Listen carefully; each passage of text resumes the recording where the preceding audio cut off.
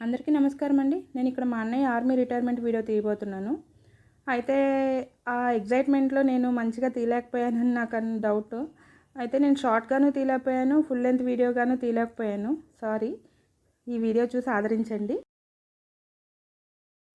Welcome welcome. రండి రారండి వీళ్ళిద్దరు. Welcome welcome. దండ తీసుకురాపు, నలుగురు కలిసి ఎదురు పిల్లలు.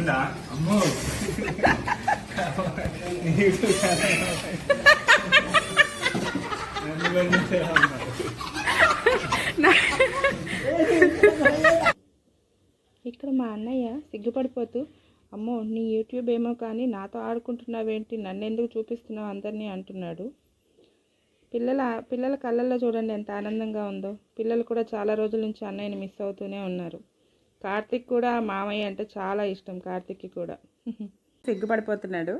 అయితే తన కష్టం మామూలు కష్టం కాదండి. ఎన్ని సాక్రిఫైజులు చేశాడో, ఎన్ని వదిలేసుకున్నాడంటే అది చెప్పేది కాదు. అది తనే కాదు, మన దేశం కోసం పోరాడే ప్రతి ఆర్మీలో వర్క్ చేసే ప్రతి అన్నయ్యకు నేను నిజంగా ఇది డెడికేట్ చేద్దాం అనుకుంటున్నాను. నిజంగా వీళ్ళు ఎంత గ్రేట్ అంటే, ఫ్యామిలీ అంతటినీ వదిలేసి, ఒక బర్త్డే లేదు, ఒక సెలబ్రేషన్స్ లేవు, ఒక పండగ లేదు, ఒక పబ్బం లేదు, ఒక పెళ్లి రోజు లేదు, ఏమీ లేదు. చాలాసార్లు రేపు బర్త్డే అనగా, రేపు పిల్లల బర్త్డే అనగా కూడా మా అన్నయ్య వెళ్ళడం నేను చాలాసార్లు చూశాను. మా మ్యారేజ్కి ముందే తన జాబ్ 17 years ఆఫ్ జాబ్ మా అన్నయ్యది.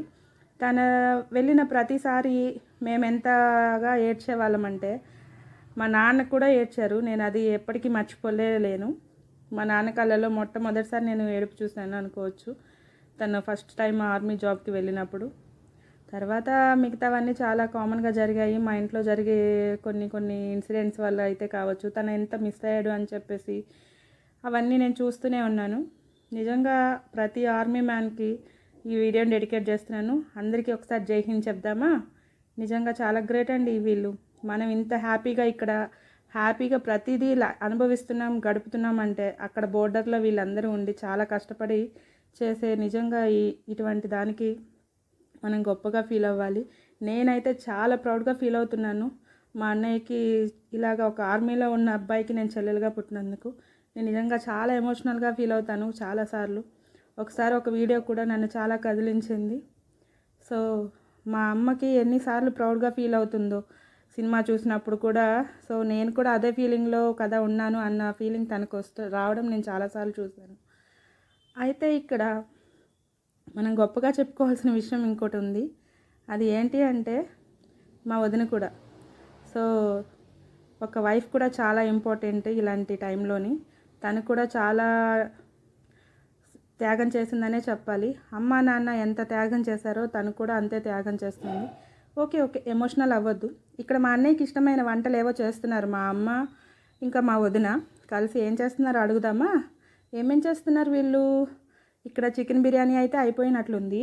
చికెన్ కర్రీ చేశారు, ఇంకా రైస్ చేశారు, ఐస్ క్రీమ్ ఏదో చేశారు, రసం కూడా పెడుతున్నారు. మొత్తానికి వీళ్ళైతే కష్టపడిపోయారు. నేనైతే రెస్ట్ తీసుకున్నాను నా టూత్ పెయిన్తోని. మొత్తానికి ఈ వీడియోని ఆదరిస్తారని చెప్పేసి అందరి ఆర్మీలో ఉన్న అన్నయ్యలందరికీ జై హింద్ చెప్దామా? థ్యాంక్ యూ సో మచ్ అండి. నేనైతే వీడియో బాగా తీయలేకపోయాను, సారీ. నెక్స్ట్ టైం నుంచి మంచిగా వీడియోస్ తీద్దామని చెప్పేసి కోరుకుంటున్నాను.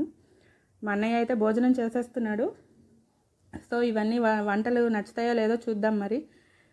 చాలా రోజుల నుంచి బయట తింటున్నారు కదా, ఆటోమేటిక్గా నచ్చేస్తాయిలేండి. Thank you so much.